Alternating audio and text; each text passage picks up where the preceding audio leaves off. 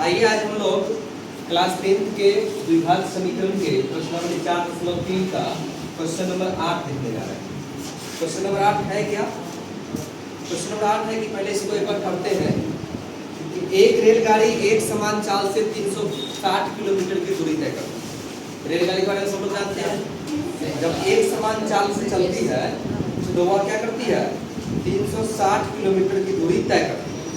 यदि वह चाल 5 किलोमीटर प्रति घंटा अधिक होती है, यानी जितना चाल से चल रही है, अगर मान लीजिए 50 के स्पीड से चल रही है और 5 अधिक होने का मतलब यानी 55 का स्पीड होता है ना, तो उसको यात्रा में 1 घंटा कम समय लगता है। यानी पहले अगर 5 घंटा लगता रहा होगा, 1 घंटा कम का मतलब 4 घंटा लगेगा। कब? जब 5 का स्पीड और बढ़ा दे। ठीक है, तो बताइए रेलगाड़ी की चाल क्या है? तो जब भी चाल की बात हो तो बिना सोचे समझे हम चाल को औसत चाल मानेंगे। क्या मानेंगे? औसत चाल। औसत चाल कहिए या फिर एक समान चाल कहिए, दोनों एक ही बात होता है। औसत चाल या फिर एक समान चाल। ऐसा हम क्यों करते हैं? क्योंकि रेलगाड़ी जब चलती है तो जरूरी नहीं है कि 50 का स्पीड है तो हमेशा 50 से रहे। 50 से 40 भी हो सकता है, 100 भी हो सकता है, कहीं रुकेगा तो 0 भी हो सकता है, लेकिन एक एवरेज स्पीड हम मान लेते हैं, है ना। तो मान लेते हैं कि माना कि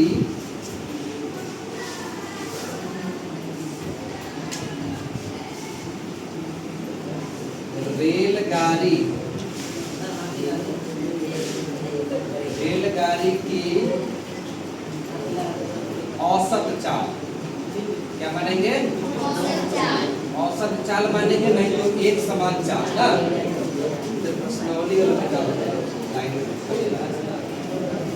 औसत चाल, औसत चाल हो गया 1 किलोमीटर प्रति घंटा। जो भी चाल मानेंगे तो चाल का यूनिट लेंगे।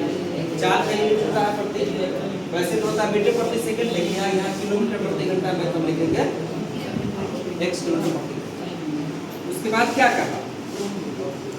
यदि यह चाल 5 किलोमीटर प्रति घंटा अधिक होती, 5 किलोमीटर प्रति घंटा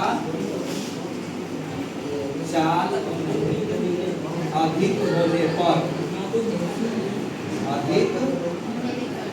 होने पर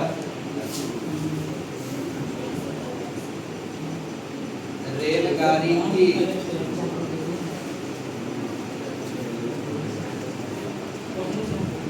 नई चाल ना बढ़ जाएगा।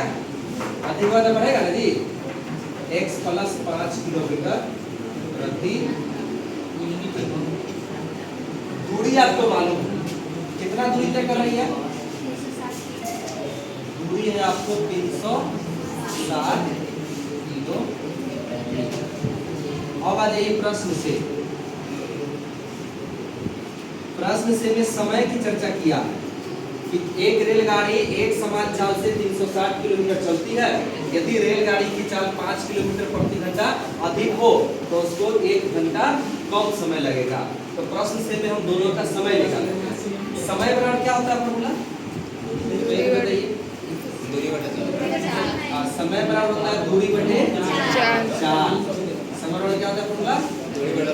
दूरी बटे चाल। इसी फॉर्मूला पर हम चलेंगे। दूरी तो आपका दोनों के लिए सेम है 360। एक चाल है पहला का कितना?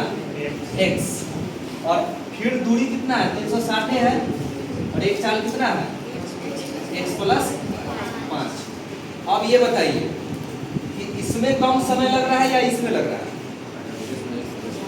कम समय कम लगेगा। जब चाल बढ़ेगा तब पहले से चाल है उसमें चाल तो इसमें बढ़ा है ना, तो कम समय इसमें लगेगा। इसका मतलब ज्यादा समय इसमें लगा है।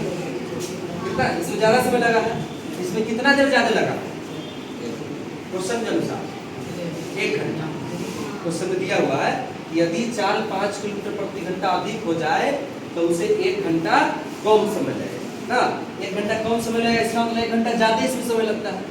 इसमें जो भी इसमें लगता होगा 5 घंटा, इसमें लगता होगा 4 घंटा ना। इसमें लगता होगा 10 घंटा, इसमें लगता होगा 9 घंटा। ये दोनों को माइनस कर कितना बचेगा? कितना बचेगा? ऐसे लिख दीजिए, इसका एलसीएम कर लीजिए, x into x plus 5, x से x कैंसिल होगा तो 360 इंटू हो जाएगा x प्लस 5, और यहाँ इससे ये कैंसिल होगा तो माइनस 360 को x से गुना करोगे तो 360 x का होगा। अब बराबर कितना, अब इसके बाद क्या करेंगे, गुना कर दीजिए 360 को x से गुना कीजिएगा कितना होगा 360x, अब प्लस 5 से गुना कीजिए